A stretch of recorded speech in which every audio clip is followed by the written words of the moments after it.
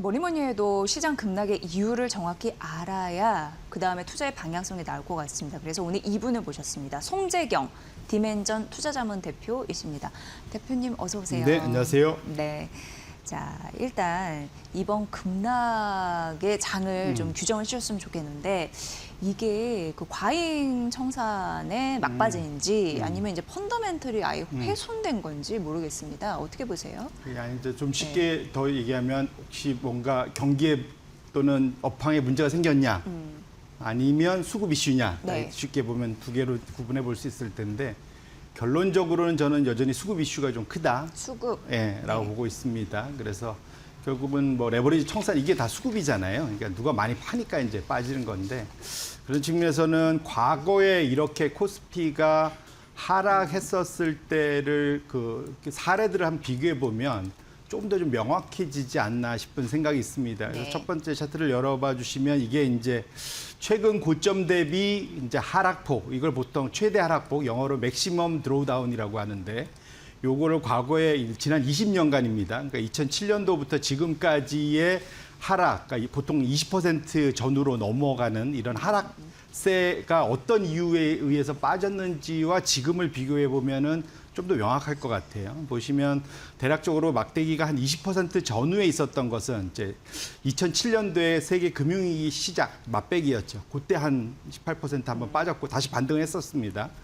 그 다음에 중간에 이제 유럽 재정 위기, 미국 신용등급 강등, 이때가 한 20% 한 달 한 반 만에 이렇게 다 빠졌었고요. 그 다음에 엔케리 트레이드 청산 기억하시겠지만 2024년도 기억하시겠죠? 그러니까 2년 전, 이때도 한 26%, 이 또 한 달 반만 이렇게 빠졌죠. 그 다음에 가장 최근은 3월 달에 미국 이란 전쟁, 여기에 이제 한 20% 빠졌는데 지금은 보시면 34% 어제 기준으로 이렇게 빠졌는데 고점 대비 6월 21일인가가 고점입니다. 네. 그거 대비 이게 종가 기준으로 비교를 한 건데 거의 34%니까 과거 역대급으로 세 번째 많이 빠진 겁니다. 제일 많이 빠졌던 게 언제냐면 2008년도 글로벌 금융위기.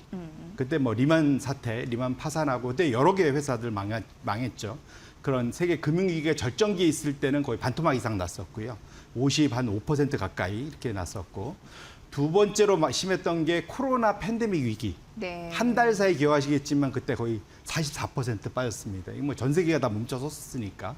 요 두 가지가 있고 그다음에 지금 이번 6월 말부터 어제까지의 하락세가 가장 지금 코스피가 컸다 보셔야 될 것 같은데 앞에 지금 이번보다 더 많이 빠졌을 때가 어떤 일이 벌어졌었냐면 그때 말씀 주셨던 펀더멘털 이슈가 있었어요. 두 번 다 침체가 왔었습니다.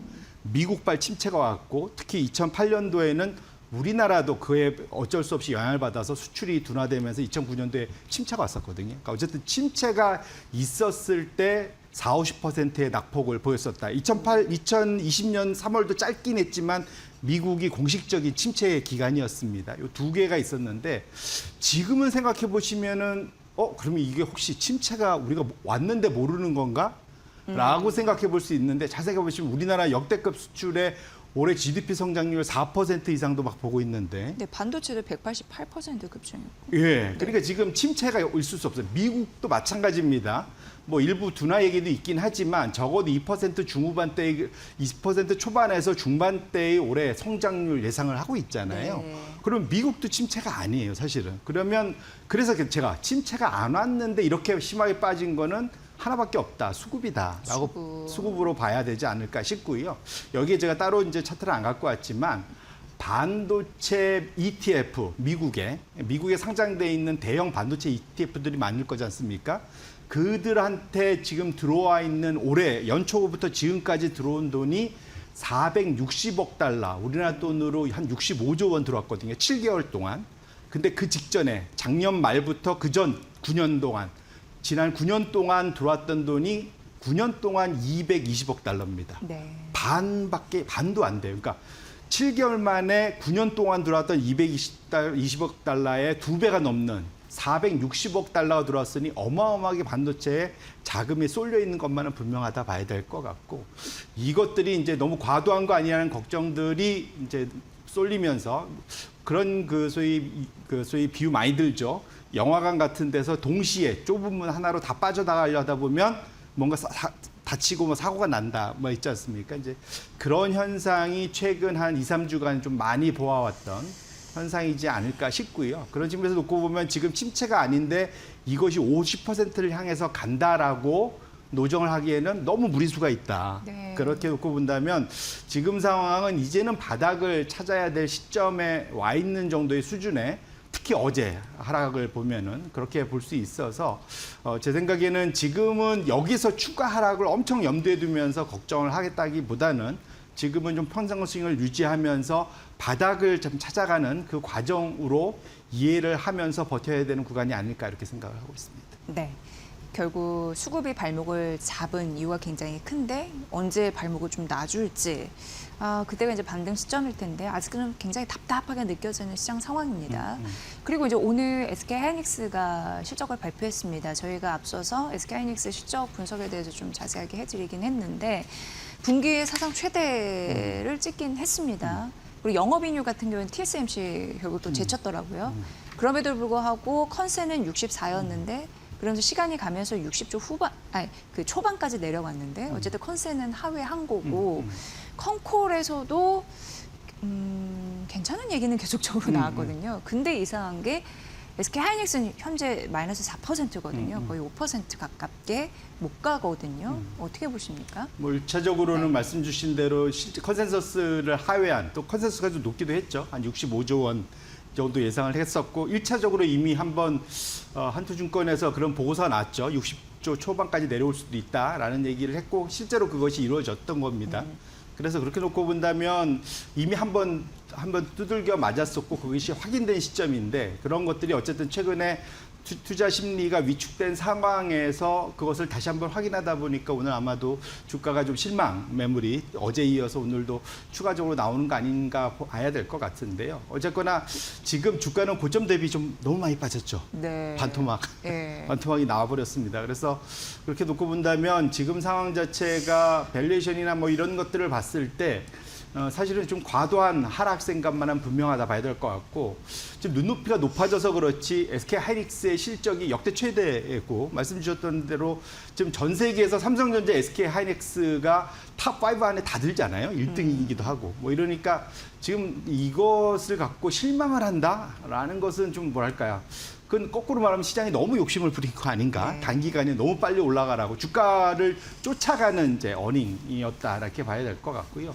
그렇게 놓고 보면 지금 이제 말씀 주셨던 대로 전망이나 향후 방향성에 대해서 회사 측에서 내놓은 것들은 어느 하나 흠잡을 데가 없습니다. 그래서 지금 분위기는 펀더멘탈 이슈는 전혀 아니고 말씀드린 대로 과밀한 거래 많이 몰렸고 레버리지까지 몰렸던 것들이 지금 이제 풀어지는 언와인딩이라고 하죠. 지금 해소되는 과정이 조금 고통스럽게 나타나고 있는 상황인 것만은 분명한 것 같은데 우리보다 더 심한 데도 있습니다. 굳이 이게 이제 내가 몸이 안 좋거나 뭔가 안 좋은 게 있으면 더 안 좋은 거 보면 조금은 이런 표현 그렇지만 위로가 조금은 되죠. 옆에 키옥시아 보시면은 아마 차트 열어보시면 아시겠지만 일본에 더 심각합니다. 그다음에 미국의 샌디스크도 마찬가지고요. 그래서 그런 것들의 영향들 지금 그러니까 이미 많이 올라갔던 종목들 위주로 지금 조정폭도 좀 크다 보셔야 될 것 같고 뭐 중국 이슈 뭐 이런 얘기들을 해주고 있지만 뭐 그런 것들이 정말로 큰 원인이 돼서 지금 주가가 빠진다보다는 뭔가 좀 그 너무 과도한 비중을 조정할 때의 필요한 요 타이밍에 그 재료 뉴스들이 나왔기 때문에 그것을 활용하는 것으로 보는 것이 좀 더 맞지 않을까라고 생각을 하고 있습니다. 네, 거의 이제 한 달 전이에요. 이제 6월 23일에 SK하이닉스가 시간 외에 거래해서 300만 원 갔다가 현재는 뭐 오늘 뭐 5.6%까지 떨어지는데 146만 원까지 추락을 했으니까 굉장히 빠진 거라서 그때만 하더라도 국내 증권사에서 더 간다고 했었을 때 들어가셨던 분들은 굉장히 지금 곤욕스럽지 않을까라는 생각이 들고 근데 SK하이닉스가 5에서 이렇게 6% 낙폭을 좀 기록하다 보니까 삼성전자는 괜찮았는데 그래도 한 4% 올랐거든요. 지금 마이너스 전환됐거든요. 이렇게 좀 동조화되고 있는 흐름들은 나타내주고 있습니다. 어쨌든 반도체나 단일 종목, 뭐 레버리지 그런 부분이나 뭐 신경 쓰이는 부분이 있는데 이 방향성이 안 흔들렸는지 또 궁금하고 전반적으로 전략 어떻게 세워야 될까요? 네. 1차적으로는 지금 외국계 리포트에서는 계속 그 국내의 그 레버리지가 해소가 많이 됐다라는 얘기를 하고 있는데 아마 헤지펀드 관련된 글로벌 헤지펀드들은 해소가 좀 된 걸로 저도 파악을 하고 있습니다. 근데 적어도 우리 국내 투자자들은 제가 지난주에도 와서 야수의 심장이라고 말씀드렸는데 그 야수의 심장이 상당 기간 유지가 됐죠. 지금 우리나라에서 제일 큰 단일 종목 레버리지 중에 제일 큰 게 코덱스 SK 하이닉스, 두 번째로 큰 게 타이거 SK 하이닉스입니다.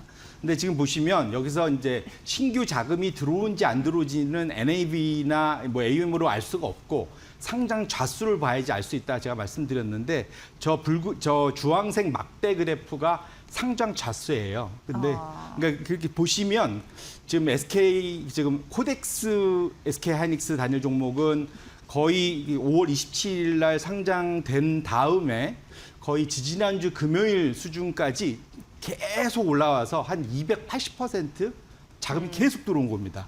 빠지는 구간에서도 계속 들어왔다 보셔야 될 것 같고 타이거는 더 많은 360%뭐 이 정도 돼요. 저희 늘어난 그러니까 자금이 계속 들어왔습니다. 빠질 때 물을 탄 건지 아니면은 새로운 기회를 보고 들어왔는지 뭐 우리가 알 수는 없으나 네네. 계속 들어오다가 드디어 최근 며칠 보시면 저게 어제까지거든요. 최근 한 4일 보시면은 조금씩 좀 내려가고 있죠. 그러니까 드디어 이제 레버리지로 과도하게 쏠리던 자금들이 조금씩은 이제는 이탈을 하고 있다라는 측면에서 놓고 보면 요거 단기적으로 보면 요것도 악재일 수 있습니다. 아마 오늘도 이탈이 더 있어갖고 아마 자금이 빠질 수도 있는데 주가가 빠질 수도 있는데 결국은 이것을 한번 좀 지나가야 될 거라 봐야 될 것 같고 레버리지가 일정 부분 해소가 되고 나면은 조금 더 이제 변동성이 줄어들겠죠. 그리고 펀더멘탈에 좀 더 그러면 우리가 기다릴 수 있는 마음의 여유도 좀 더 찾을 수 있기 때문에 그러한 과정으로 좀 본격적으로 좀 들어가고 있는 거 아닌가 싶은 생각에서 개인적으로는 오늘 주가 하락은 좀 가슴 아프지만 레버리지가 같이 빠지고 있다는 측면에서는 좀 길게 보면 좀 다행스러운 추세의 전환이지 않을까라고 생각을 하고 있습니다. 네. 그리고 이제 중국에 이제 실사를 다녀오시거나 중국 AI 혁명을 이렇게 느끼신 분들은 중국에 대한 공포를 최근에 많이 얘기하시더라고요. 그래서 그걸 가볍게 듣지는 않았는데 사실. 근데 최근에 그 상신 메모리 반도체의 상장도 있었고, 그리고 DAU라고 해서 노광 장비에 대한 이슈가 있으면서 전반적으로 차이나 반도체 리스크가 부각됐거든요. 근데 사실상 그들도 상장된 이상 이제 검증을 거쳐야 되잖아요. 근데 검증 거치기 전인데도 우리가 이렇게 떨 필요가 있느냐에 대해서는 물음표입니다. 대표님은 어떻게 보세요? 저는 이게 아마 한 4, 5월 달에 똑같은 뉴스가 나왔으면 다 콧방귀 꼈을 겁니다. 그런데 지금 상황에서는 아까 말씀드린 대로 지금 까마귀 날자 배 떨어진다고 같은 뉴스에 대해서 반응이 이렇게 다르다라고 보셔야 될 것 같고요. 말씀 잘 주셨지만 중국의 이러한 DUV 장비를 납품을 시작할 수 있었던 것은 축하할 만한 일이고 하도 이제 미국이 쪼아대다 보니까 스스로 이제 자력 갱생하고 있는 거죠, 한마디로.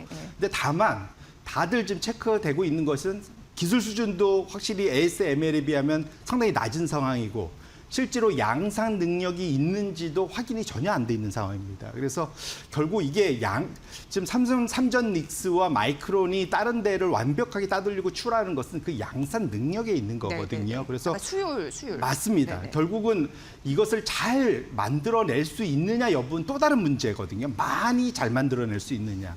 그런 측면에서 놓고 보면 중국은 여전히 이 초입 단계에 있기 때문에 이것이 해결되려면 많은 시간이 필요해서 지금 상황에서 이것을 미리 당겨갖고 걱정할 필요는 너무 없지 않을까라는 생각이고 이건 정말 울고 싶은데 뺨을 때릴 누군가를 찾다가 중국 뉴스가 좀 얻어 걸린 거라고 저는 개인적으로 생각하고 있습니다. 네. 뭐 어쨌든 성능 그리고 말씀을 해주신 수율, 고객 인증 이런 부분이 좀 필요하긴 한데 어쨌든 중국은 잠룡인 거는 확실하죠. 그래서 우리가 장기적으로 보면 항상 위험이고 경계심을 가져야 되지만 그것 때문에 우리가 어마어마한 투자를 이번에 하고 있는 거지 않습니까? 네. 결국은 3대 메가 프로젝트도 또 다른 측면에서 보면 중국을 좀 길게 따돌리려는 또 다른 하나의 방식이기 때문에 그런 측면에서는 우리가 대규모 투자를 발표한 것 자체는 소위 중국과의 그 격차를 장기간 유지할 수 있는 또 다른 밑거름이 될 수 있을 거다 이렇게 말씀드립니다. 네, 그래서 기업들이 그렇게 생각하고 있는 초격차 유지가 왜 중요한지 여기서 알 수 있는 대목인 것 같습니다.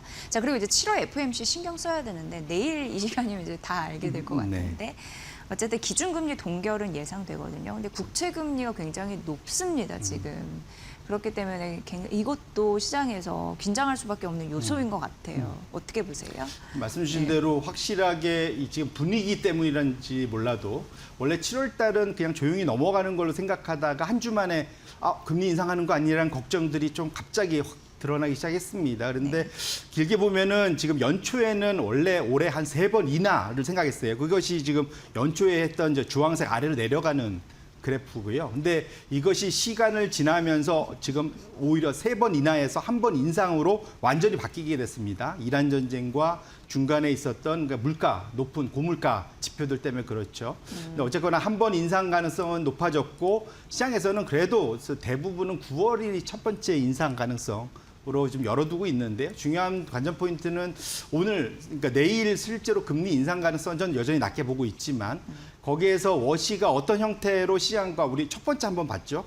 두 번째 이제 코멘트를 어떻게 할 거냐. 그런데 이번에 그 하원 상원 청문회 그 보고에서도 봤지만 정말로 뭐랄까요 속내를 안 드러냅니다. 네. 시장이 뭔가 뭔가 힌트를 받고 싶어 하지만 그것이 만만치 않은 상황이라서 아마도 내일도 비슷한 상황이 연출되지 않을까 싶긴 한데 어쨌거나 시장에서 이것을 받아들이는 과정에 그러니까 소위 금리가 말씀 주신 대로 하향 안정되는 그러한 모습, 적어도 안정되는 모습을 보여줘야만 현재 향후 하반기에 좀 상당히 어렵게 시작한 이 하반기 증시를 그나마 좀 기대를 좀 더 많이 해볼 수 있는 발판이 마련된다는 측면에서 FOMC의 내일 그 관전 포인트는 거기에 있다 이렇게 봐야 될 것 같습니다. 네.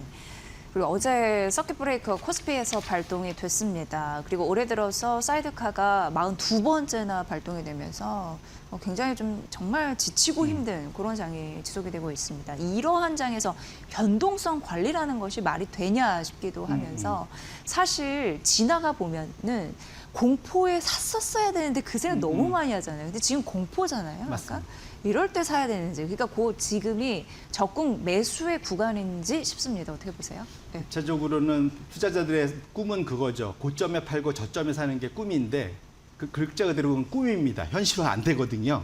그렇기 때문에 항상 시장에 남아 있어야 되고 남아 있으려면 내 포트폴리오가 올라갈 땐 좀 덜 올라가더라도 떨어질 때 덜 떨어져야 버틸 수 있는 힘이 생기거든요. 그래서 그런 포트폴리오를 구축하면서 변동성 관리를 해야 될 텐데 좀 제가 미리 말씀드리고 싶은 거는 7월부터 10월 그 사이 정도는 소위 기간 조정 가능성이 충분히 열려 있는 상황이다 보셔야 될 것. 10월까지요. 예, 그러니까 지금 근데 우리나라는 미리 좀 조정을 받았기 때문에 그게 짧을 수도 있습니다. 근데 이제 이게 미국의 이제 변동성 지수의 계절적인데 평균적으로는 3월 쪽에 픽 한 번 찍고 내려왔다가 지금 7월부터 10월까지 다시 한번 올라가는 이런 모습을 2번을 나타내거든요. 그래서 지금 보면 붉은색이 올해 지금 가는 건데 따라가고 있죠. 근데 올해 또 중간선거까지 있기 때문에 두 가지 중간선거에는 또 좀 요 기간이 좀 부진한 징크스가 있었거든요. 두 가지가 지금 만나는 시기라 미국 투자자들도 좀 초긴장으로 좀 들어가 있습니다. 우리가 오히려 먼저 매를 맞아서 오히려 나을 수도 있긴 하겠지만 이런 것들을 감안하시면서 이제 마음에 좀 제가 드리고 싶은 말씀 마음의 여유를 가지셔야 된다는 겁니다. 지금 그래서 추가적인 그러한 소위 가격 조정 가능성은 저는 지금은 많이 낮아졌다. 보고 있지만 기간 조정 가능성은 열어두면서 투자를 하셔야 되는데 제가 이 말씀 자꾸 드리는 이유가 레버리지에 손대고 이렇게 하는 이유가 빨리 부자 되려고 그러는 거거든요. 네. 근데 빨리 부자 되려고 그러면 항상 악수를 둡니다. 그래서 지금은 마음을 좀 여유를 가지시고 좀 뭐랄까요. 긴 호흡으로 좀 시장을 임해야 지금 이미 바닥을 근방에 와 있다고 저 생각하는 이 시장에서 버텨내야만 그다음에 상승장의 기회를 엿볼 수 있기 때문에 그런 걸 우리 투자자분들이 좀 명심하면서 시장에 임할 필요가 있겠다 이렇게 말씀드립니다. 네, 이런 거 보면은 시장이 결과적으로 투자자들을 굉장히 겸손하게 만든다 이런 생각이 듭니다. 그런 만큼 투자자들은 어려운 시장에 대해서 매일같이 관심을 기울이면서 뭐 밉지만 애정어린 시선으로 바라봐야지 그걸 복구시키지 않을까라는 맞습니다. 생각 해보게 됐습니다. 그래서 저희의 의무도 좀 있다라는 생각이 드네요. 좀 잘 해드려야 될 것 같습니다. 송재경 디멘전 투자자문 대표였고요. 오늘 시장 전반적으로 이제 8월, 다음 주면 8월입니다. 8월 전략 앞세워서 여러 가지 정리해드렸으니까 잘 참고해 보십시오. 잘 들었습니다. 고맙습니다. 네, 고맙습니다.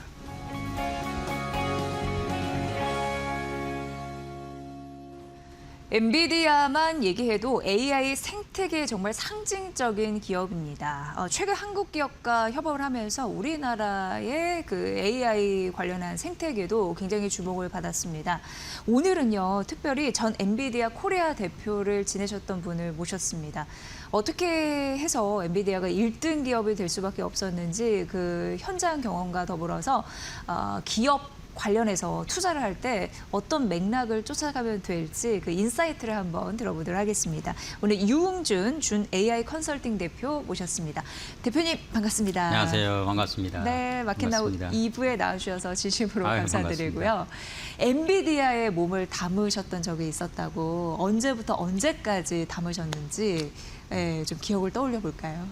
2016년 5월부터 2023년 4월까지 네, 만 7년, 7년. 정확히 7년 예. 근무했습니다. 그리고 지금은 어떤 일을 하시는 거예요? 지금은 이제 예. 준 AI 컨설팅이라고 그래서 네. AI를 구축을 원하시는 고객들을 위해서 AI 에이전트 구축 방법, 그다음에 교육 등등등을 좀 서비스 좀 하고 있습니다. 네. 엔비디아에 7년간 근무를 하시면서 그 현장 경험을 또 빌어서 현재는 네. AI 컨설팅까지 네. 하고 계시는데 오늘 AI 특집인 만큼 네. 좀 좋은 인사이트 부탁드리고요. 젠슨왕 CEO와 종종 만나셨는지 궁금하네요. 네. 어떨 때 만나셨고 이런 부분이 궁금합니다. 아, 예. 입사하고 나서 매 분기 저희가 이제 QBI라고 그래서 예. 분기 그 비즈니스 이노베이션 예. 미팅을 좀 하게 되는데요. 저 사진은 언제죠? 예.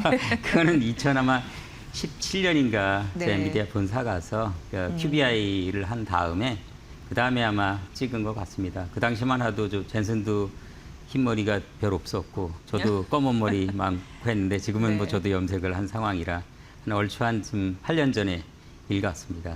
예. 그래서 매 분기 저희가 그 비즈니스 이노베이션 혁신 네. 미팅을 좀 하거든요. 그때마다 젠슨 좀 뵀습니다. 예.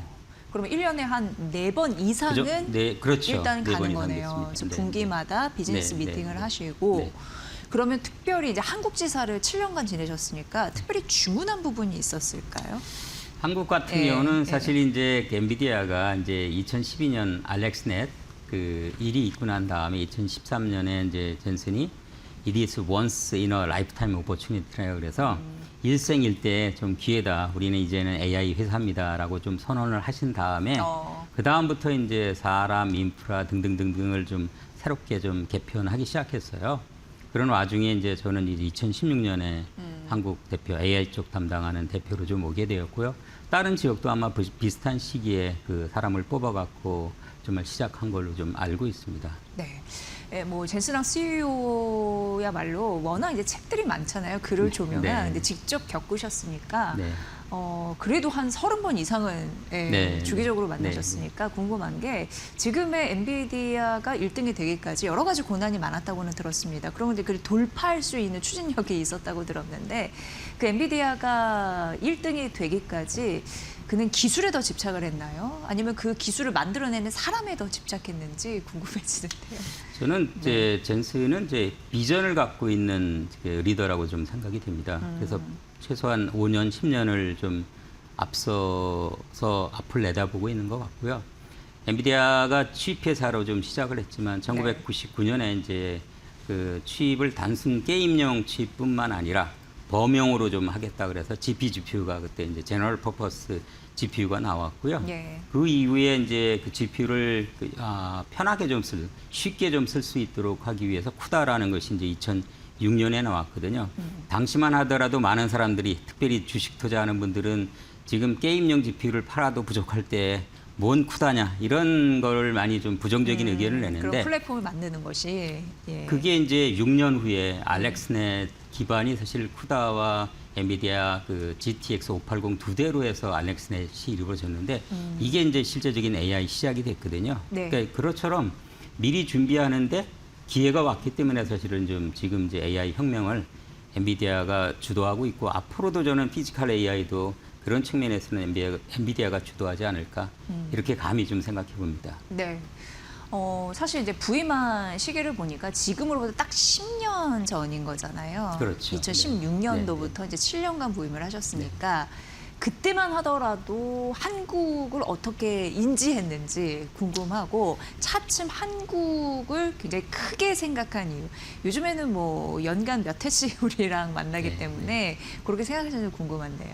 인식의 변화? 예. 당시에는 예. 그렇게 많이 인지하지 못하셨고요. 2010년까지는 실제 한국이 아이카페라 그래서 좀 PC방 기반의 이제 게임용 GPU는 꽤 괜찮았죠. 중국과 네, 더불어. 네. 그래서 그런 측면에서는 2010년까지는 꽤 많이 좀 한국을 오셨다가 그 후로 이제 그 모바일 칩 쪽 잘 안 됐고 그러다 보니까 이제 한국에 오실 그런 기회가 좀 좋지 않았다가 AI로 선언하신 다음에 2016년부터요.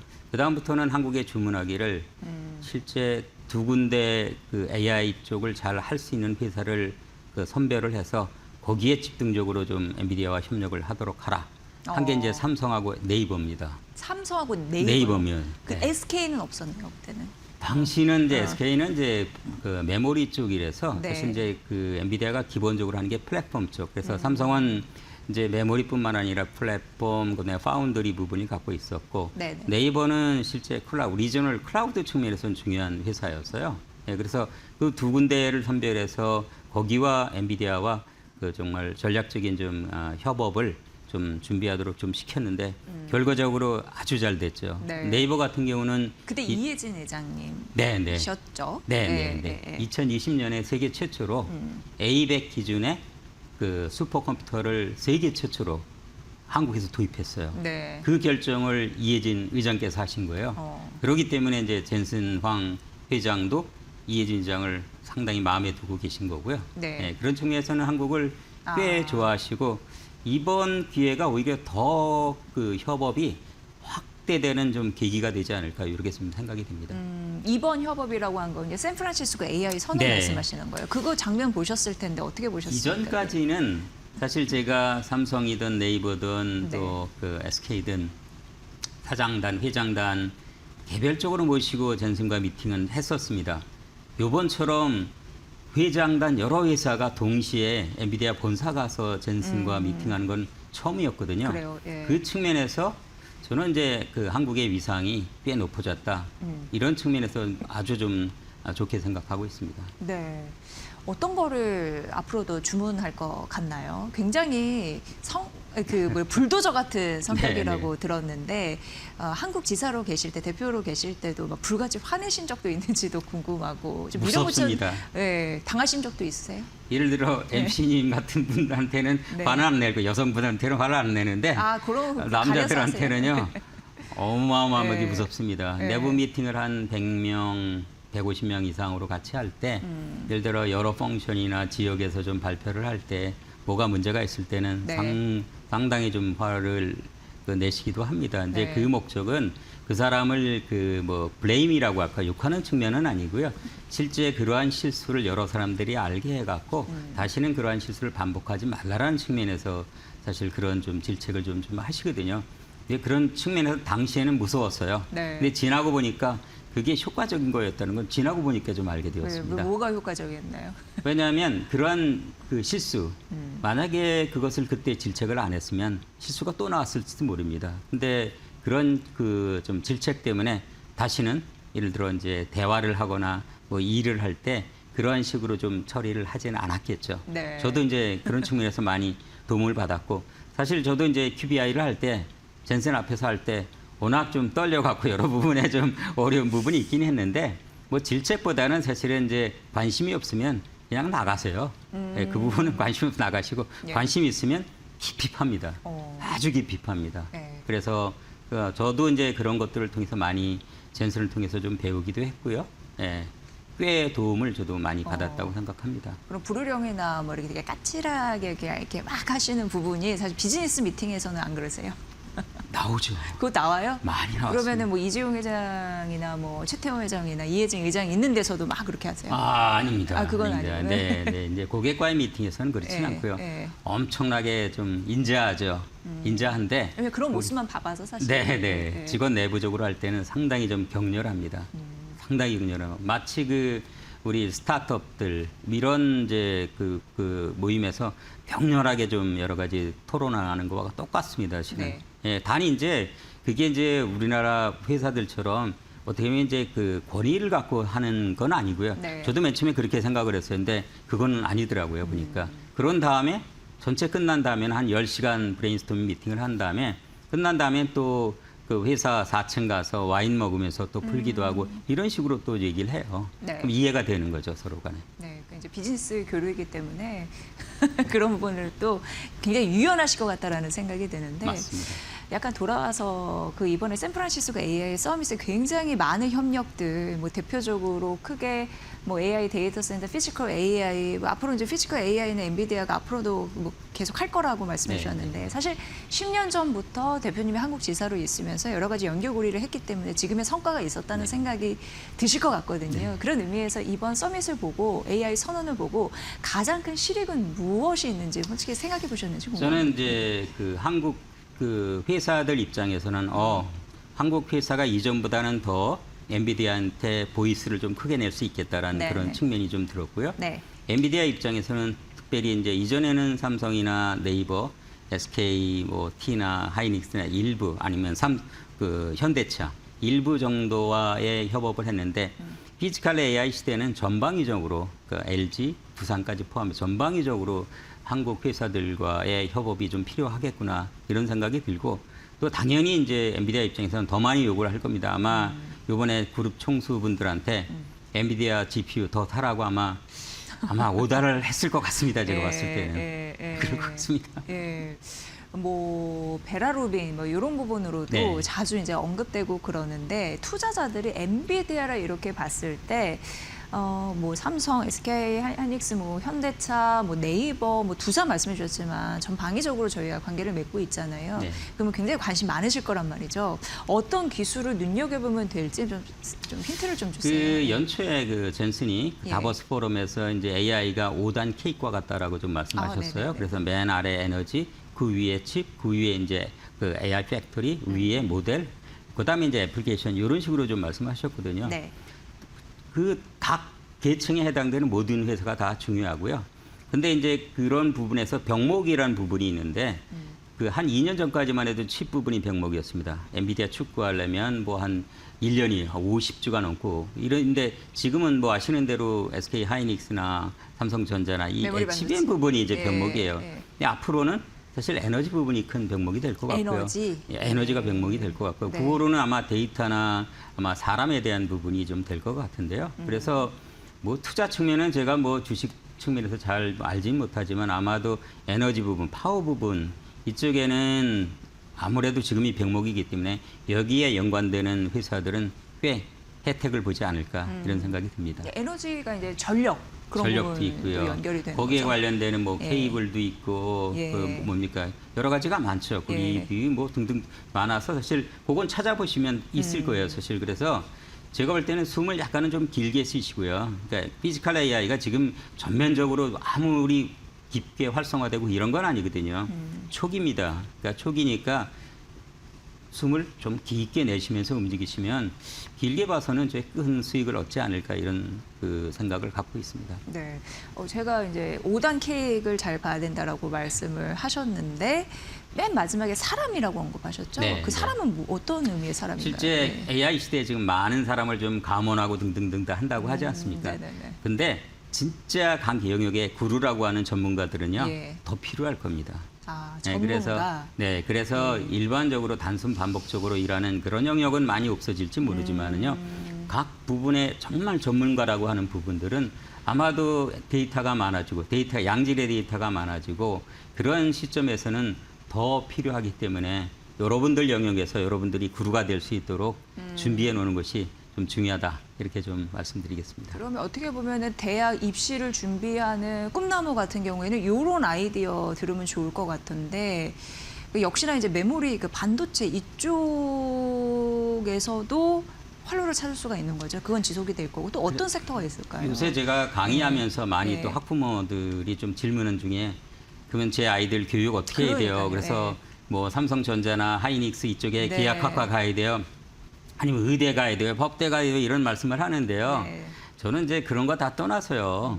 본인이 좋아하고 잘하고 실제 성과를 낼 수 있는 영역이 뭔지를 불이나 계곡을 좀 찾는 것이 핵심이라고 봐요. 그래서 지금의 메모리 호황이 5년 후, 10년 후 모르거든요. 사실은 어떻게 될지 모릅니다. 그래서 그런 거를 그 예측하는 거는 하나님만 하시는 거고 그 각 사람은 고유의 자기의 달란트라고 할까요? 이게 있기 때문에 좋아하고 잘하고 성과 낼 수 있는 것을 계속 찾아서 거기에 딥다이브 하면은 결국은 AI 시대에서도 그분이 좀 성공할 수 있지 않을까 이렇게 좀 말씀을 드리겠습니다. 네, 제가 이제 대표님하고 인터뷰를 하기 위해서 여러 가지 자료 조사를 했는데 대표님께서 말씀하시기 향후 10년간 피지컬 AI 굉장히 중요하다라고 언급을 하셨는데 대표님이 생각하는 피지컬 AI라는 개념은 무엇인지 좀 듣고 싶습니다.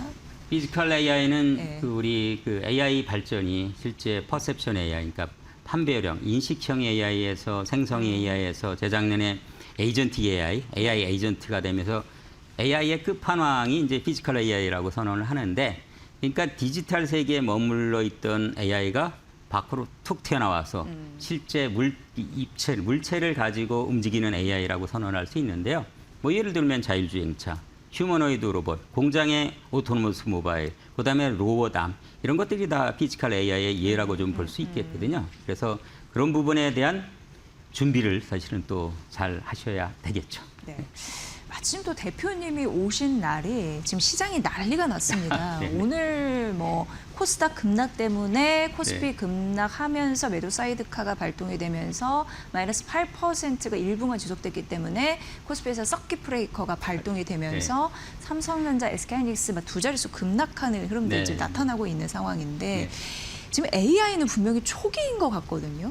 근데 왜 이렇게 사람들이 잘 못 믿고 이러는지, 과연 버블 정점론 이거에 대해서는 어떻게 생각을 하시는지, 이 시장을 어떻게 이해해야 되는지 모르겠습니다. 좀 개인적으로는 좀 안타까워요. 저도 이제 주식 투자하고 있고 뭐 저희 그 집사람이 엔비디아 주식 좀 갖고 있고 등등한데 어젯밤에 엔비디아 네. 주식 많이 떨어졌잖아요. 네. 근데 일절 걱정이 없는 게요. 저희가 이제 전 멀리를 보면은 저쪽에 멀리 가면 오히려 편안하게 가끔 이제 계곡도 나오고 뭐 해서 건너가면 되는 거지. 네. 이 앞판만 보면 절벽 같기도 하고 도랑 같기도 해갖고 두려워하는 거거든요. 실제 닷컴 버블이라는 게 뭡니까? 실제 거기에 대표적인 회사가 시스코 아니겠습니까? 예, 예, 시스코 장비가 다 들어갔을 때 더 이상 들어갈 방법이 없으니까 사실 주식이 떨어진 거예요. 뭐 회복하는데 꽤 많이 올렸지만, 그러면 그걸 AI를 측면에서 좀 적용을 한다면 AI 지금 피지컬 AI 아주 초기거든요. 에이전틱 AI, 젠 AI, 그다음에 퍼셉션 AI 계속 잘 나가고 있거든요. 그래서 저는 개인적으로는 아직 AI도 초기입니다. 전체적으로 네. 그냥 초기라서 걱정하지 마시고 단 숨을 좀 길게 쉬면서 좀 가시면 현재 지금 뭐 한 번은 사이드카가 걸려서 내려가고 올라가고 이런 거에 대해서 좀 더 줄일 필요는 없지 않을까 이런 생각이 듭니다. 네, 투자는 장기적인 관점에서 해야 된다라는 거고, 그러면 향후 AI 생태계에서 투자 잘하려면 엔비디아의 어떤 행보를 주목하면 좋을까요? 엔비디아는 이제 칩으로 시작했다가 이제 2016년에 제가 그 엔비디아 들어가면서 시스템 컴퍼니, 그러니까 시스템 플랫폼이었고, 그다음에 지금은 이제 올 초에 GTC 행사에서 젠슨이 그 AI 데이터 센터까지도 우리가 설계해서 지원해 주겠다. 그래서 DXX 블루프린트를 좀 발표를 했어요. 그래서 세 개 플랫폼이 있거든요. 그 칩, 쿠다 기반으로 해서 그다음에 시스템, 그다음에 이제 DXX라는 블루프린트라는 데이터 센터 부분이거든요. 이 세 영역을 다 가져갈 거예요. 그래서 네. 칩 부분에 해도 좋지만 앞으로 방향 자체는 렉, NBL72 같은 이제 렉 기준의 그 서버들이 집합되어 있는 형태로 고객한테 서비스를 할 거예요. 여기에 연관되는 서비스 컴포넌트를 갖고 계시는 우리 파트너분들은 꽤 혜택을 얻을 수 있지 않을까 이런 생각이 듭니다. 네, 이제 마지막 질문이 될 것 같아요. 너무 아쉽다. 시간이 너무 짧네요. 1시간 이상은 해야 되는데. 굉장히 젠슨항 CEO가 열정이 굉장히 많으면서 조직 문화를 신경 썼다라는 거는 많이 좀 알려져 있습니다. 그에게 들었던 가장 인상적인 얘기 한 말씀으로 좀 마무리해 주셨으면 좋겠는 게, 왜냐하면 우리는 투자할 때 1등 될 기업을 자꾸 찾을 거거든요. 엔비디아 물론 당분간 1등 하겠지만 또 계속적으로 그런 조직 문화를 갖고 있는 기업을 발굴하는 것도 투자자의 임무이기 때문에 그 질문이 좀 마땅하지 않나 싶습니다. 예. 저는 이제 엔비디아 컬처 여러 개가 있습니다. 물론 제가 연초에 책 쓴 것도 있고요. 필요하면 엔비디아 DNA라는 책 한번 보시면 되겠는데, 네. 그 여러 가지 중에 좀 한 가지가 꿈을 크게 갖고 have big dream 같고요. 그다음에 take risk하고 we learn from failure라고 하는 거. 실제 꿈을 크게 가지면 사실 이제 그 리스크도 좀 있을 거 아니겠습니까? 그럼 또 실패도 따라올 거 아니겠습니까? 지난 33년 동안 엔비디아가 많은 실패를 경험했어요. 네. 그걸 통해서 없어지는 것이 아니라 그걸 통해서 오히려 더 진보하는데 그것이 좀 도움이 됐어요. 그래서 여러 이제 우리 그 학생들이나 좀 또 직장인들도 오히려 사업하시는 분들도 그 엔비디아 컬처 중에 제일 중요한 사실은 꿈을 크게 갖고 리스크도 좀 가지면서 실제 실패가 망하는 것이 아니라 오히려 성장의 디딤돌이 될 수 있다는 그런 긍정적인 마인드로 좀 살아가신다면 기업을 하신다면 오히려 더 좋은 결과가 나타나지 않을까 이렇게 감히 생각해 봅니다. 네.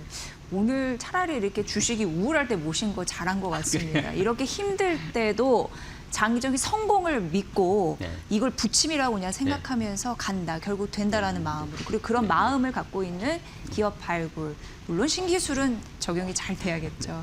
그렇게 안목을 좀 넓히는 교훈 좀 얻은 것 같습니다. 전 엔비디아 한국지사 대표 맡으셨고요. 현재는 준 AI 컨설팅 대표로 활약하시는 유응준 대표님 모셨고요. 앞으로도 좋은 인사이트 좀 부탁드리겠습니다. 감사합니다. AI 컨설팅 하시니까. 또 불러주세요. 네, 고맙습니다. 잘 들었습니다. 감사합니다. 네.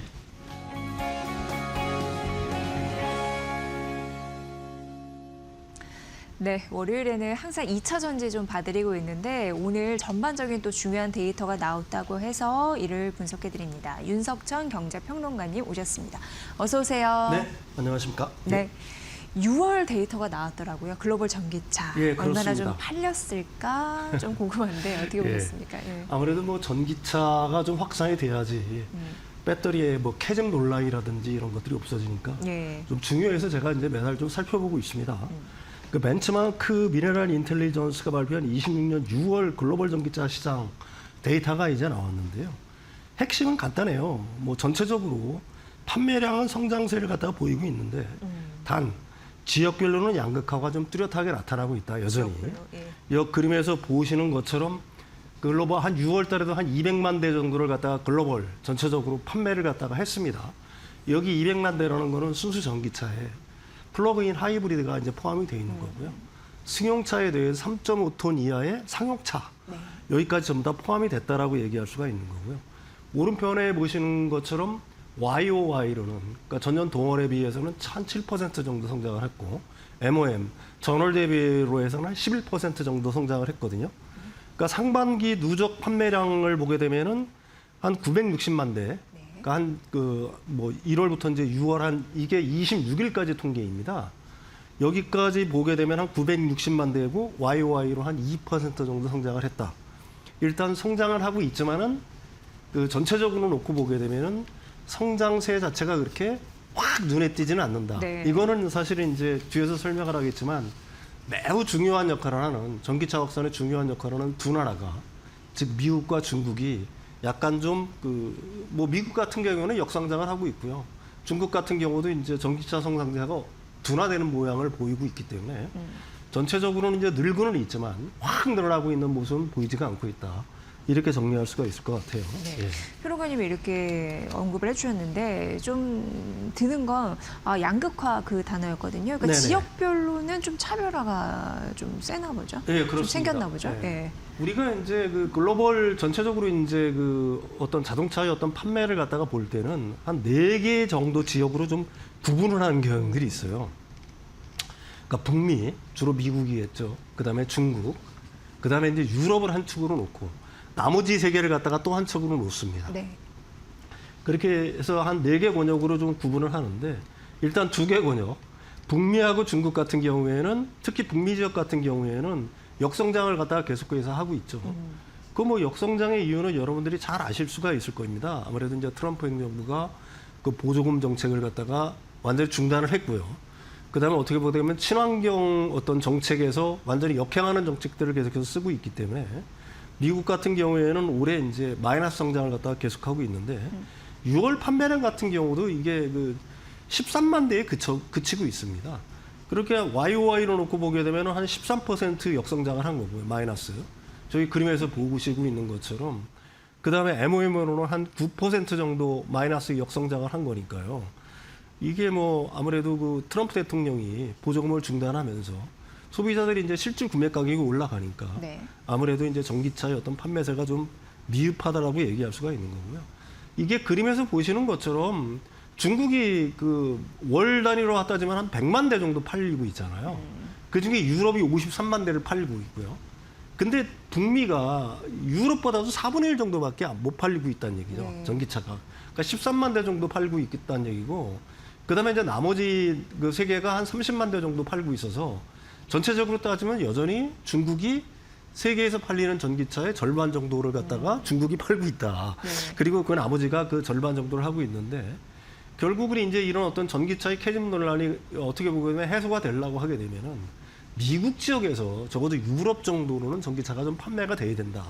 이렇게 얘기할 수가 있는 거고요. 중국도 여기 그림에서 보시는 것처럼 내수가 좀 둔화돼 있죠. 아무래도 이제 세계 최대의 전기차 시장이지만 그동안 이제 전기차의 어떤 성장세가 너무 가팔랐기 때문에 사실은 이제 어느 정도 그 뭐라고 할까요? 성장세의 어떤 정점에 어느 정도 일어났다라고 봐야 되는 거고. 그래서 그 YOY로 전년 동월 대비를 한 11% 정도 감소를 했고요. 다만 이제 MOM으로 놓고 보게 되면은 전월 대비는 한 5% 정도 성장을 했어요. 그래도. 근데 이제 우리가 여기서 이제 가장 눈여겨봐야 될 게 바로 유럽입니다. 유럽. 예. 유럽의 성장세가 지금 어떻게 보게 되면은 엄청나다라고 얘기할 수가 있는 거고요. 세계 전기차 시장의 성장세를 갖다가 앞에서 견인해가는 이게 바로 유럽이라고 얘기할 수가 있는 거거든요. 6월에 유럽에서는 53만 대를 팔았고요.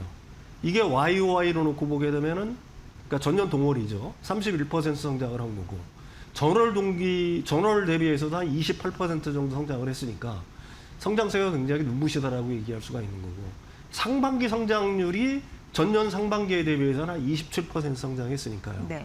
유럽이 전기차의 어떤 성장세를 이끌어가고 있다. 그럼 왜 유럽이 이렇게 성장하느냐? 아무래도 이제 높아진 유가가 있겠죠. 유가가 이제 부담이 될 수밖에 없는 거고. 동시에 이제 각국 정부의 어떤 적극적인 어떤 지원 정책이 한몫을 했다라고 얘기할 수가 있죠. 가령 뭐 독일, 프랑스 등등등 해가지고 보조금 정책을 갖다가 강력하게 내세우면서 전기차가 탄력을 받고 있다.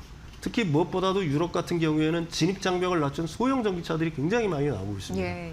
가령 뭐 르노라든지 폭스바겐의 아이디라든지 폴로라든지 이런 소형 전기차들이 나오기 시작하면서 이 유럽 지역에서는 전기차의 확산세가 눈부시다라고 얘기할 수가 있는 거고요. 그 나머지 지역들 있잖아요. 거기가 오히려 성장세로 놓고 보면 더 엄청나죠. YOY로는 거의 98%, 100% 성장을 했으니까 엄청나게 빠르게 성장을 하고 있다는 거고 MOM으로도 한 16% 성장했거든요. 우리나라도 6월 달에 한 100% 정도 성장을 계속해서 하고 있습니다. 예. 그만큼 이렇게 정리할 수가 있겠죠. 미국을 제외하고는 뭐 중국이야 이미 전기차가 많이 성숙 단계에 들어갔으니까 미국을 제외하고는 나머지 그 세계는 전기차 전환이 굉장히 빠르게 가시화되고 있다. 이렇게 정리를 할 수가 있을 것 같습니다. 네. 이제 자동차 탄생국에서도 이제 전기차 시대가 된 건가? 이런 네. 생각이 드네요. 예, 그렇습니다. 네. 이게 저도 깜짝 놀랐어요. 우리가 이제 자동차의 그 내연기관차의 탄생국이라고 보통 얘기할 수가 있겠죠. 무려 이제 한 130여 년 동안 세계 자동차 시장, 내연기관차 시장을 갖다가 어떻게 보게 되면은 패권을 장악했던 바로 독일이죠. 가령 뭐 벤츠라든지 BMW라든지 폭스바겐, 아우디 등등등. 그 어떻게 보게 되면은 이 독일이라는 나라 같은 경우에는 사실은 전기차 시대가 안 왔으면 하고 바랬을지도 모르겠어요. 그렇죠. 예. 그래야지만 자신들의 패권이 뭐 어떻게 보게 되면 계속해서 유지가 되는 거니까. 또 실제로 그래서 전기차의 전환을 늦추려고도 많이 애를 쓰기도 했어요. 가령 뭐 보조금을 주다가 보조금을 어느 날 2023년도에 같은 경우 확 없애버린다거나 해서 사실은 전기차 전환에 그렇게 속도를 안 냈는데 이런 독일에서마저 6월 달에 마침내 순수 전기차가 내연기관차 판매를 갖다 추월하는 일이 발생을 했다는 얘기죠. 어떻게 보게 되면 이게 굉장히 상징적인 의미가 있다라고 얘기할 수가 있겠죠. 그러니까 역사상 처음으로 BEV가 모든 파워트레인을 제치고 가장 많이 팔렸어요. 1위가 그 순수 전기차인데 84,057대가 팔렸고요. 이게 시장 점유율이 28.4%입니다. 그 다음에 2위는 일반 하이브리드예요. 일반 하이브리드가 83,315대. 3위가 가솔린인데 61,796대. 그러니까 여기에 플러그인 하이브리드까지 포함을 하게 되면은 그 친환경차 점유율이 무려 39.3%에 달합니다.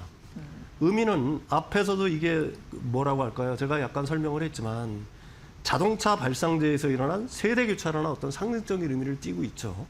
독일은 1886년 칼 벤츠가 세계 최초로 가솔린 내연기관차를 갖다 선보이면서 내연기관차 시대를 갖다가 어떻게 보게 되면 지배해 왔다라고도 얘기할 수가 있는 거죠.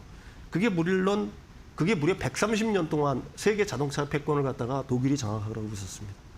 그런데 이런 독일에서마저 순수 전기차가 가솔린 디젤은 물론 과도기적 기술이라고 하는 하이브리드까지도 전부 다 제치고서 그 1위를 차지했다는 거는 자동차 역사의 어떤 완전한 어떤 패러다임 전환? 이걸 갖다가 상징한다라고 얘기할 수가 있는 거죠. 이렇게 된 이유는 뭐냐면 정부의 보조금 제기라는 강력한 트리거가 있었습니다. 이 23년도에 중단을 했다가 이게 보조금을 갖다가 제기하기 시작했는데 독일이 그러니까 뭐 보통은 한 3,000유로 그 다음에 그 PHEV 같은 경우는 한 1,500유로 예. 저소득층한테는 한 6,000유로까지 줬거든요. 6,000유로면은 원화로 따지면은 한 1,000만 원 정도 되니까 굉장히 많은 보조금을 주기 시작한 거고요.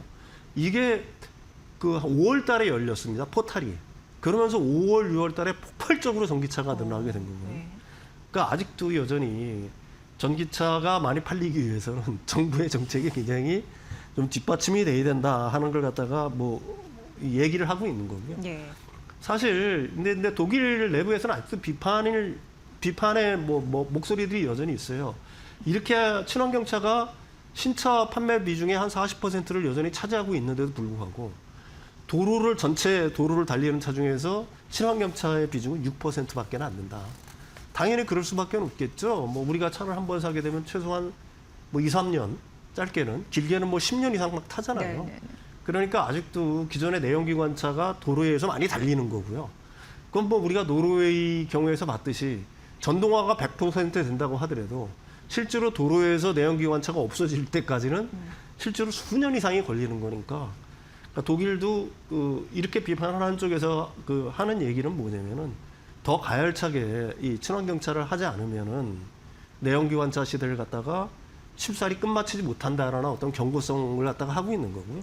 이렇게 유럽에서 그 친환경차가 많이 팔리는 이유는 사실은 유럽의 그 국민들 같은 경우가 그 뭐라고 할까요? 기상 이변이라고 할까나? 기후 변화에 대한 걸 갖다가 몸소 체감하라고 있지 않습니까?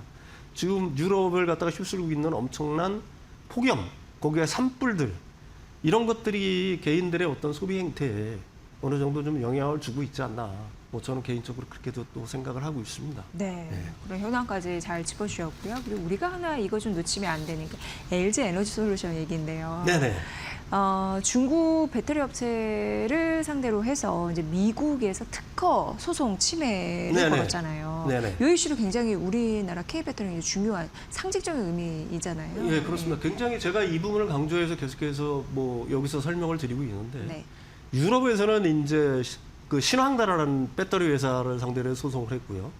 그래서 마침내 신황다가 그 일종의 굴복을 한 거죠. LG 에너지 솔루션의 라이선스 계약을 갖다가 맺었고, 그래서 이제 뭐 어떻게 보게 되면은 이제 그 합리적인 어떤 그 완전한 어떤 분쟁이 아니라 어떻게 보게 되면은 상호 양해하에 합의하에 이제 그 종결이 된 상황이 있는 거고요. 또 유럽에서는 BYD를 상대로 해서 지금 특허 소송을 하고 있다라고 제가 네. 말씀을 드렸죠. 그거는 진행 중인데 이 부분은 미국 ITC에 제소를 한 겁니다. ITC라는 게 뭐냐면 국제무역위원회거든요. 예. 근데 이게 얼핏 보면은 국제기구 같은데 사실 미국의 기구예요. 그러니까 ITC에 LG 에너지 솔루션이 중국 EV 에너지를 갖다가 상대로 해가지고 특허 침해 소송을 갖다가 제기를 했습니다.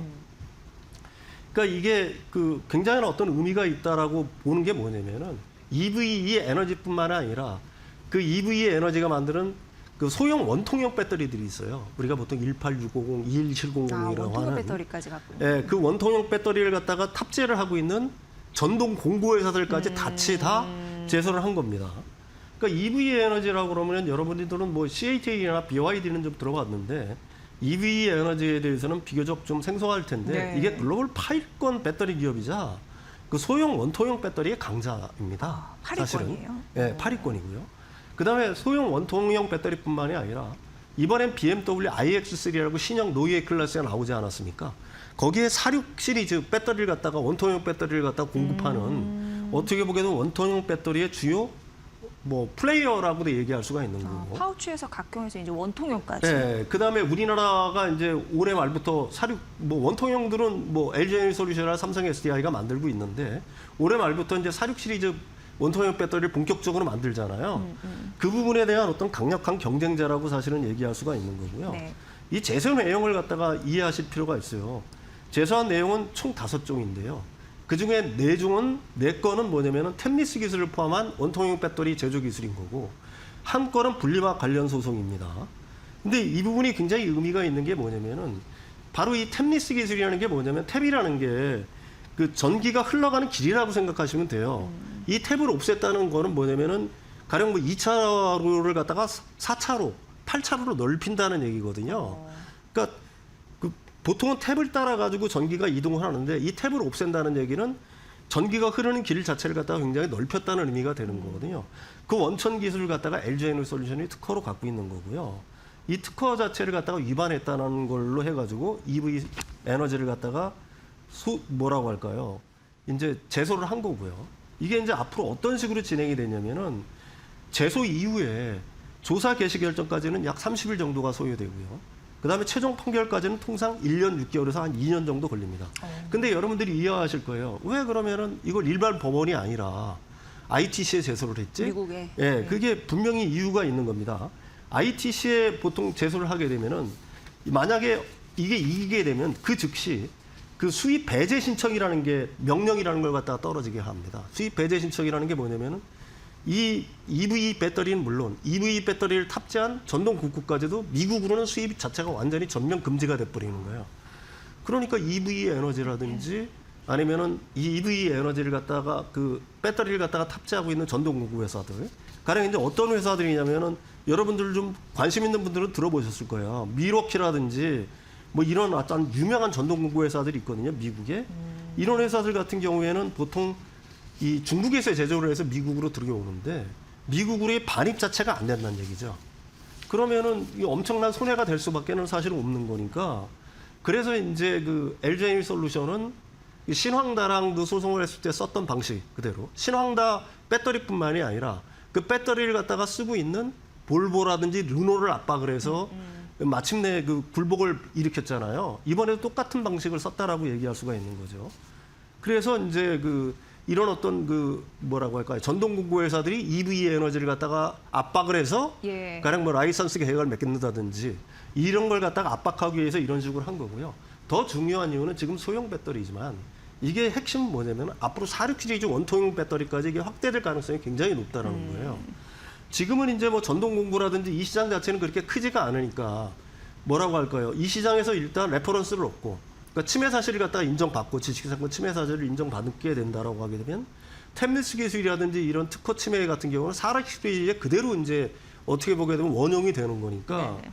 지금 46 시리즈를 쓰고 있는 가령 뭐 BMW라든지 앞으로 그 EV 에너지 쪽에서 46 시리즈 원통형 배터리를 쓰려고 하는 그 전기차 회사들 같은 경우에는 이게 굉장히 큰 압박이 될 수밖에 그렇네요. 없다는 얘기죠. 네. 그래서 LG에너지솔루션이 여기서 노리고 있는 거는 소형 2차 전지뿐만이 아니라 원통형 배터리뿐만이 아니라 더 나아가서는 46 시리즈 EV 배터리로 분명히 전선을 갖다가 확대할 거다라고 보는 게 함정적인 추론이겠죠. 네. 그러니까 일단 이 소형 전지 쪽에서 승소의 어떤 레퍼런스를 쌓은 다음에 이걸 갖다가 기반으로 해서 46 시리즈를 갖다가 배터리에 대해서도 그 뭐라고 할까요? 특허에 대한 어떤 압박을 갖다가 충분히 가할 수 있는 여지가 많다.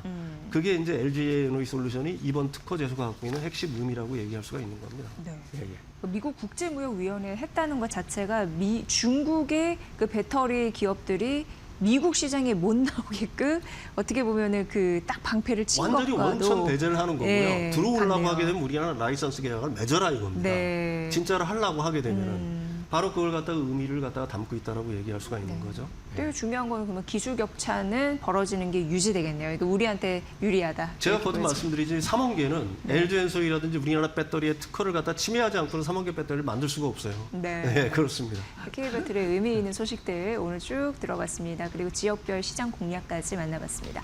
윤석천 경제평론가였습니다. 고맙습니다.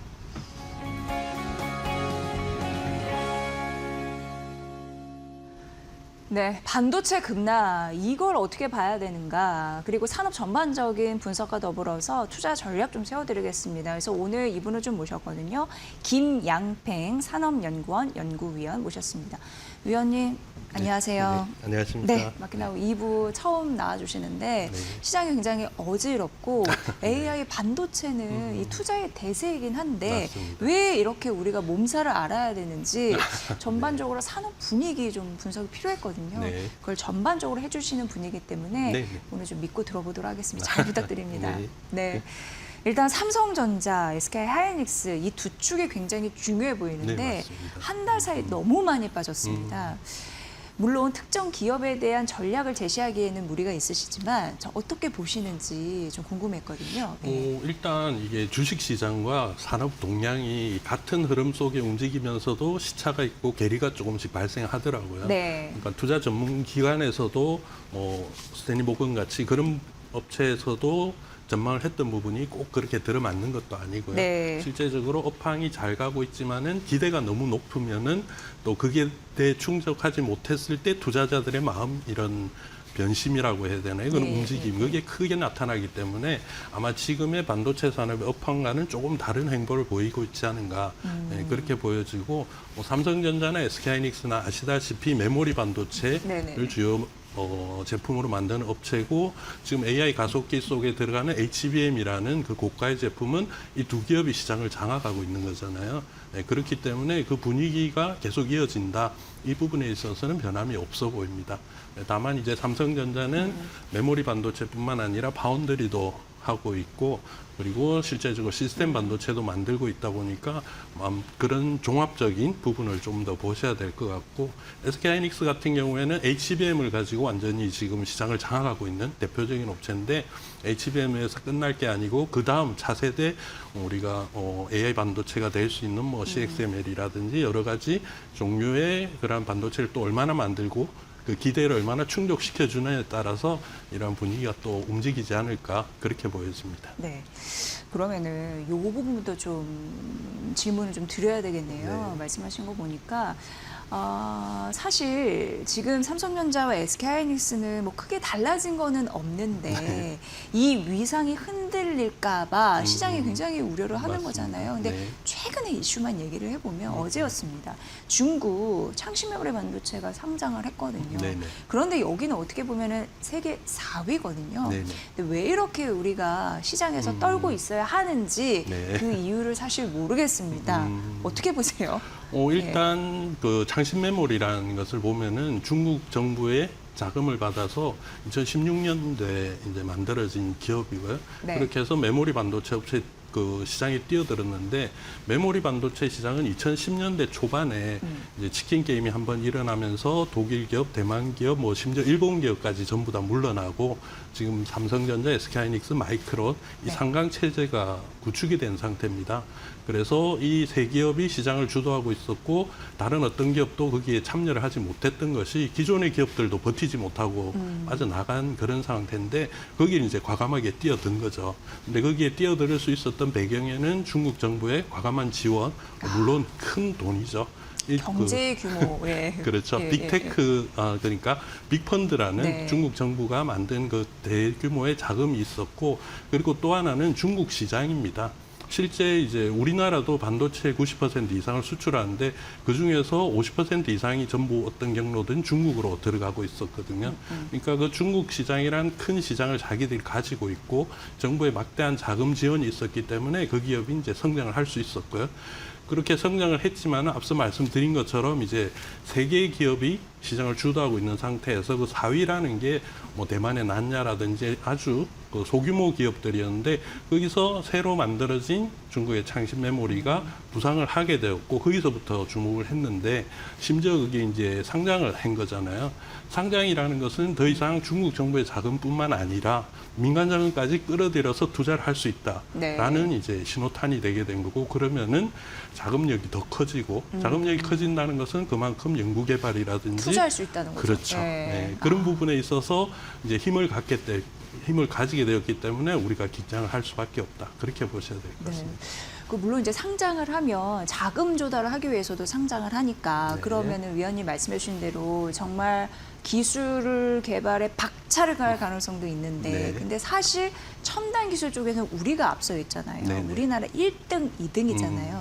추격할 가능성 어떻게 보세요? 이 첨단 기술이라는 걸 네. 우리가 조금 더 주의 깊게 봐야 되는데 네, 네, 네. 사실 우리가 만들고 있는 최첨단 제품에 꼭 필요한 장비가 노광 장비라는 게 있습니다. 그 노광 장비 중국에서도 만든다고 해서 그렇죠. 예. 그 지금 우리가 사용하고 있는 건 EUV라는 첨단 네. 장비고 그건 네덜란드 ASML이 만드는 장비예요.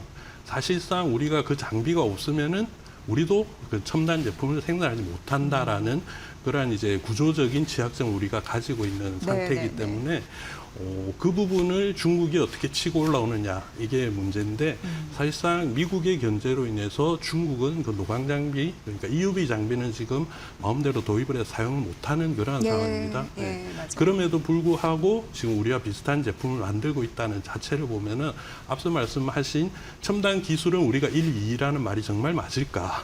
어떻게 보면은 기술 자체 그리고 자기 스스로 쌓아올린 그런 기술력을 절대 무시하지 못한다는 거죠. 그래서 더더욱 중국의 메모리 반도체 장신이 무섭다라고 얘기를 할 수 있을 것 같습니다. 네. 그때도 딥시크 충격같이 맞습니다. 노광 장비 뭐 직접 만든다고 하니까 약간 네네. 그런 느낌으로 그렇죠. 좀 시장이 우려를 하고 있는 네, 상황인데 맞습니다. 어쨌든 중국 시장에 상장이 됐고 중국이라는 나라는 워낙 규모의 경제로 밀어붙이는 거기 때문에 그렇죠. 네. 그쪽에서 더 튀어올릴 가능성을 보면서 배팅을 하는 거라서 우리도 맞습니다. 점유율을 뺏기면 안 된다는 그런 각오로 좀 싸워야 되지 않을까 이런 생각이 일단 드네요. 예, 이게 네, 이제 네. 아마 앞으로는 메모리 반도체 시장도 양분이 될 가능성이 큽니다. 그러니까 앞서 네. 말씀하신 이제 첨단 반도체 그리고 기존의 반도체 이렇게 아. 봐야 되는데 지금 반도체 시장을 주도하고 있는 것은 AI 시장이지 않습니까? AI 시장에 그 AI 가속기에 들어가는 메모리 반도체는 HBM을 비롯한 첨단 반도체고요. 아. 그리고 기존에 우리가 사용하고 있던 뭐 스마트폰이나 노트북 이런 제품들에 들어가는 제품이 이제 범용 제품이 되는 네네네네. 거죠.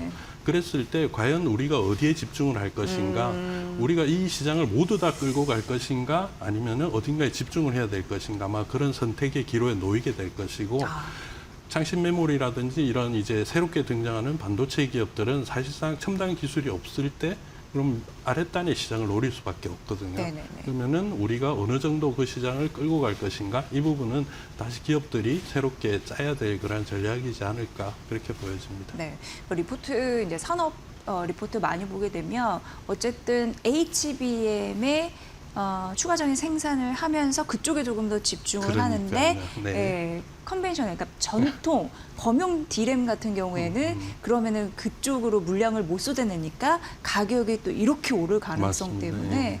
삼성전자, SK 하이닉스가 추가적으로 실적 상향 조정된 건데 앞으로도 전략을 잘 짜야 된다는 말씀이시죠. 맞습니다. 네. 네, 굉장히 중요할 것 같고요.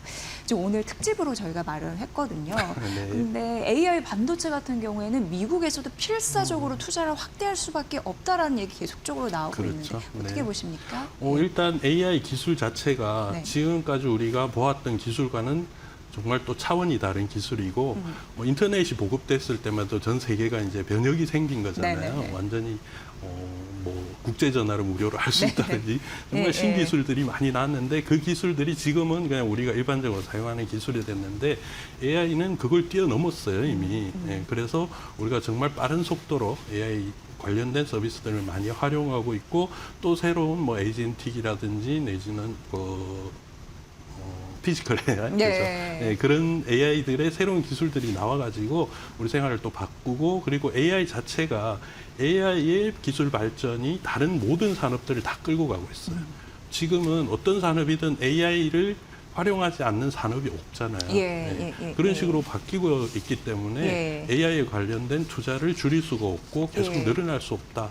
그건 이제 기정사실이고 그래서 미국 기업들이 이렇게 많이 투자를 하고 있다라고 보시면 될 것 같습니다. 네. 그리고 앞서서도 뭐 미국의 AI 투자가 GDP 대비해서 올해는 뭐 2.5%까지 확대될 가능성도 있다라고 네네. 그러니까 늘리는 건 정말 많이 늘리는 건데 네. 그래서 우리나라가 전 방위적으로 투자 붐에 따른 최대 수혜 국가가 될 수 있다라는 거예요. 그에 네. 대해서도 혹시 동의하시나요? 일단 그렇죠. 네, 네. 앞서 말씀드린 것처럼 그 AI 가속기에 들어가는 메모리 반도체라는 걸 네. 제대로 만드는 국가 그리고 기업이 지금 삼성전자, SK하이닉스 그리고 마이크론 일부밖에 예, 없기 때문에 예. 그 속에서 다른 어떤 국가보다는 수혜를 제일 많이 받을 수가 있죠. 물론 이제 그 핵심이 되는 AI 가속기를 만드는 미국 기업들이 일차적으로 수혜 기업이 되는 것이고, 그다음에 거기서 파운데이션 모델 우리가 사용하는 뭐 챗GPT라든지 클로드라든지 이런 기업들이 끌고 가고, 우리는 거기서 단순하게 이제 부품만 공급하는 그러한 기업이 아니고 국가가 아니고 그 생태계에 포함이 되는, 그 때문에 아마 이번에 또 AI 서밋을 대대적으로 맞아요. 네. 개최를 하고 거기서 우리의 위상이라든지 역할을 제대로 정립을 하고 오지 않나, 그렇게 보여집니다. 네. 그래서 샌프란시스코 AI 서밋 말씀하시는 건데 네. 거기에서 보면은 한국 없이는 AI를 우리가 공격적으로 전략을 할 수 맞습니다. 없겠다라는 건 네네. 어떻게 보면 천명한 그런 그렇죠. 상징적인 이벤트였는데 각각의 실익 어떻게 우리가 좀 따져볼 수 있을까요? 일단 뭐 미국 기업들이 얘기한 그 대규모 투자 금액 정말 천문학적인 네, 금액이고요. 네, 네. 그대로 실현이 된다면은 참으로 이제 좋은, 그리고 우리도 더 성장할 수 있는 기회가 될 것이고요. 네. 사실 그렇게 만들어야 되는 거죠. 그렇게 가기 위해서는 이번에 뭐 실익이라고 꼭 따지면은 네. 기존의 메모리 반도체 기업들은 시장에 끌려가는 그런 그 분위기였거든요. 그래서 우리가 한국이 메모리 반도체를 만들고 있기 때문에 뭐 경기 변동이 심하고, 그리고 예전에 애플에 당한 것처럼 네네. 그 주문하는 그러한 시장의 그 주도권을 우리가 가지고 있지 못했는데 주문하는 기업이 가지고 있었는데, 이번에 보시면은 우리가 이렇게 AI 서밋을 하고 우리가 만들라고 발표하는데 미국에 주문하는 기업들이 이제 자기들이 직접 다 찾아와서 참석을 한 거잖아요. 네, LTE도 맺으려고 그러니까요. 호시탐탐 노리고 네. 있지 않습니까? 그만큼 이제 주도권이 우리 쪽으로 많이 넘어와 있다라는 걸 이제 확인을 할 수 있었고요. 그게 아마 가장 큰 실익이 아니었나 그렇게 보여집니다. 네. 근데 앞서 말씀드린 것처럼 정말 천문학적인 규모의 투자를 지금 사실 구두계약인 거잖아요. 이게 실제적으로 우리가 도장 찍을 때까지 끌고 가야 되거든요. 네. 그렇기 때문에 예. 단순하게 부품 공급이 아니고, 자, 우리가 이 생태계에서 정말 우리가 필요하니까 같이 가자, 동반자적으로 갈 수 있는 이러한 역할을 우리가 만들어가는 거, 이게 이제 그 다음에 우리가 해야 될 일이 아닌가 보입니다. 네. 우리가 뭐 AI 시대라고 하지만 사실상 AI는 지금 초입 구간인 거는 너무나 자명한 거고 네. AI 버블을 얘기하기에는 너무 초입 구간이라서 왜 이렇게 우리가 시장에서 두려워해야 될까라는 생각도 들고 네네.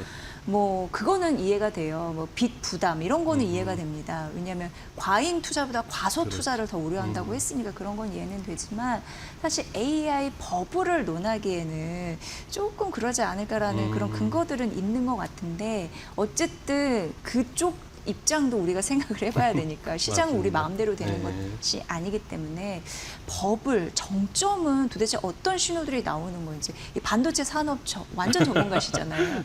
한번 꼭 모시면 여쭤보고 싶었거든요. 사실 어떠한 시그널이 있을 때 우리가 진짜 공포감을 갖고 오늘같이 이렇게 대처를 해야 되는지. 예. 일단 AI 버블이라는 게 우리가 닷컴 버블에서 한번 경험을 했기 때문에 사람들이 계속 두려워할 수밖에 없는 거죠.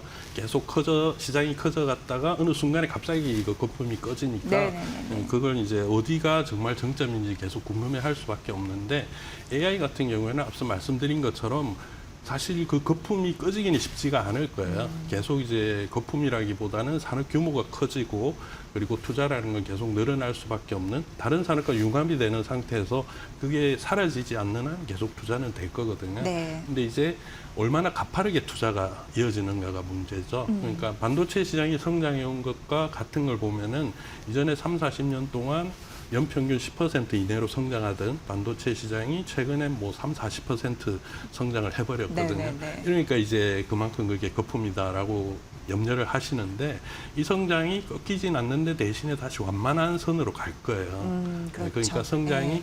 지금 40% 하다가 어느 순간에 5% 성장이 된다. 예. 이러면 이게 이제 사람들이 어떻게 보면은 버블이 꺼졌다. 아. 이게 마이너스로 가지 않아도 이 긴장감이 늦춰지고 기대감이 낮아질 수밖에 없는 그런 순간이거든요. 결국은 지금의 AI 시장을 주도하는 게 누군가라고 봤을 때 뭐 미국의 빅테크 기업들이 사실상 이 시장을 끌고 있고 네. 그 기업들의 투자 방향에 따라서 올해 같은 경우만 해도 추가 투자를 하겠다고 발표를 했어요. 네네네. 그러면은 올해 끝까지는 이 분위기가 이어질 것이고 그리고 지금 금융 시장에서도 내년까지는 공급 부족이 이어질 것이라는 전망이 이미 다 나와 있잖아요. 그러면은 최소한 올해 말 내년까지는 이게 성장 속도가 조금씩 낮춰지는 이런 분위기로 가지 않을까 그렇게 보여지고 그랬을 때 그 빅테크 기업들이 이제 우리가 투자를 조금 속도를 늦추겠다. 네. 줄이겠다. 예. 이런 얘기가 나올 때가 아마 이제 이 버블이 우리가 소위 말하는 꺾이는 시점이 아닐까라고 보여지고 두 번째는 이제 이러한 시장을 끌고 가는 것이 물론 반도체 기업도 있지만은 반도체를 만들기 위해서 필요한 제조 장비 소재 기업들이 네네네네. 또 있잖아요. 이 제조 장비 소재 기업들은 어떻게 보면은 이 호황기에는 좀 늦게 움직여요. 왜냐하면은 공급 부족이 돼야 호황이 오기 때문에 공급 부족이 왔을 때 투자를 할 수밖에 없거든요. 제조업체들이. 네. 그러면은 이제 이 제조 장비 업체들의 움직임이 조금 늦게 가지만은 그렇죠. 반도체 기업 입장에서 주문이 줄어들면은 당장 제조 장비와 소재의 수요가 줄어들 수밖에 그쵸, 없잖아요. 그쵸. 네. 그러면은 제일 빨리 줄이는 게 아마 제조 장비와 소재 쪽에 주문이 줄어들 거예요. 네. 네. 그러면은 제조 장비와 소재의 그런 발주량이라든지 그다음에 뭐 매출 전망 이런 걸 보시면은 제조 장비 소재가 줄었는데 반도체를 많이 만들 수는 없잖아요. 네네네네. 그럼 아마 경기가 좀 꺾이는 게 아닐까 그렇게 보시면 될 것 같습니다. 위원님을 너무 잘 모셨다라고 생각이 되는 게 아주 명쾌하게 짚어주셨습니다. 첫 번째는 네. 성장 플러스는 되는데 그게 50에서 갑자기 뭐 30, 뭐 15 이렇게 확 떨어지는 네네. 성장률 둔화 첫 번째고 그렇죠. 그리고 이제 뭐 하이퍼스케일러들의 그 투자액이 주는 거 맞습니다. 비중이 많이 주는 거 그게 네. 두 번째고 세 번째 같은 경우에는 후발 주자라고 해야 되나요? 공정. 어쨌든 뭐 네. 장비 네, 네. 장비 그쪽에서 매출이 주는지 이게 굉장히 중요하다라고 맞습니다. 말씀해 주셨습니다. 그런데 지금은 사실 메타, 그다음에 마이크로소프트, 네. 알파벳, 알파. 아마존 이게 4대 하이퍼스케일러들이 올해 그 캐펙스를 굉장히 작년보다 높게 2배 잡았죠. 늘리기로 맞습니다. 했으니까 아직 네. 그건 이상무가 아니에요. 그렇죠. 예, 이런 그렇게 생각이 봐야 듭니다. 될것 같습니다. 예. 그런 측면에 봤을 때 이번 주 굉장히 중요한 게 메타 그리고 아마존, 마이크로소프트, 램 네네. 리서치 실적 발표 나더라고요. 그렇죠. 어떤 네네. 부분 주목해서 보면 좋을까요? 일단 뭐 그 중에서 가장 이제 먼저 발표되는 기업이 아마 마이크로소프트랑 그 램 리서치 그 두 개일 겁니다. 네. 그러면 그 중에 제가 앞서 말씀드린 것 중에 포함되는 것이 마이크로소프트의 실적 보면은 이제 에즈인가요? 그 마이크로소프트에서 하고 있는 컴퓨터 리서치 예. 거기에 실적이 이제 지난 분기보다 보면은 얼마나 또 성장이 됐는지 사실 우리가 AI 거품론이라는 게 AI 투자만큼 돈을 벌어들이냐 많으냐 네. 여기를 보고 있는 거잖아요. 그러면은 거품론이라는 것도 거기에서 계속 못 벌어들인다 할 때 이제 계속 거품론이라는 얘기가 나올 텐데 거기서 수익이 계속 꾸준하게 발생한다. 그러면 그런 염려가 조금씩 줄어들 거고요. 그리고 램 리서치는 말씀드린 것처럼 제조 장비니까 네. 제조 장비의 흐름이 그걸 또 볼 수 있는 부분이 아닐까. 그래서 지금 당장 이번 주에는 가장 먼저 발표되는 그 두 기업을 먼저 보고 실적을 보면은 조금 그래도 앞에 흐름을 네. 읽을 수 있지 않을까 그렇게 생각이 됩니다. 네. 투자와 그 투자한 데에 따른 뭐 장비를 열심히 또 돌려야지 제품이 나오니까 네네. 장비주의 흐름까지 맞습니다. 우리가 힌트를 얻을 수 있겠다라는 네네. 부분입니다. 이제 마지막 질문이 될 것 네네. 같은데요. 이렇게 나와주시니까 반도체 산업에 대해서 이해 쉽게 말씀을 잘 해주시는데 전반적으로 반도체 투자자를 어떻게 가져가면 되는지 산업적인 측면에서 말씀해 주시면 되고요. 네네. 또 이제 장비 관련해서도 한 말씀 좀 부탁드리겠습니다. 일단 뭐 투자라는 건 제가 솔직히 투자 전문가가 아니기 네, 때문에 네, 뭐라고 말씀을 드릴 수는 예. 없는데 반도체 산업의 동향이라든지 흐름 움직임을 보면은 최근 몇 년 사이에 이렇게 급속되게 성장된 산업이 없었고 반도체 시장도 제가 10년 넘게 보고 있는데 네. 정말 이렇게 급한 성장을 한 그런 구간이 없었어요. 예. 근데 일단 반도체라는 건 항상 성장 후에는 또 잠시 정체 내지는 하락이 이어져 왔기 때문에 이 급격한 성장은 이제 약간 꺾일 수밖에 없는 그런 분위기가 되는 건 당연한 거거든요. 이제 그 부분을 좀 유의해서 보셔야 될 것 같고 반도체 장비 같은 경우에는 장비 기업이라고 해서 모든 장비 기업들이 다 같이 이렇게 성장한다라고 보기는 어려워요. 예. 그러니까 반도체 종류가 있고 그 반도체에 들어가는 각각 특성의 제조 장비라는 게 또 있거든요. 지금 아시다시피 최근에 HBM이 부상하면서 HBM 관련된 그 장비 업체들이 같이 많이 성장을 예, 했잖아요. 예.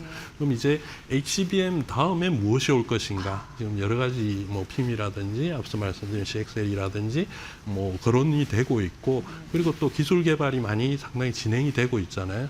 뭐 당장 내년 우리는 이제 28년부터 유리기판을 상용화할 예정인데 뭐 중국은 그걸 벌써 했다라든지 그런 네. 관련된 얘기도 나오고요. 그러니까 그런 실제적으로 시장에서 통용이 되는 활용이 되는 소재 부품을 만드는 그러한 장비 업체들 그런 네. 부분을 조금 주목해 보시면 어떨까. 네. 그 정도는 이제 말씀드릴 수 있을 것 네. 같습니다. 그러니까 투자 전략이 제일 중요한 게 산업 공부 이해입니다. 네, 그런 부분으로 위원님의 말씀을 잘 참고하셔서 전략에 반영하시는 공부를 해야지 전략이 나오는 거니까 네. 가장 선당 공정이라고 보시면 될 것 같습니다. 앞으로도 자주 좀 출연해 주셔서 네네. 산업 이해 좀 도움 주세요. 네, 필요하시면 네, 너무나 좀 유익한 시간이었고요. 김양팽 산업연구원 연구위원과 함께 오늘 AI 반도체 특집으로 꾸며봤습니다. 잘 들었습니다, 위원님. 감사합니다.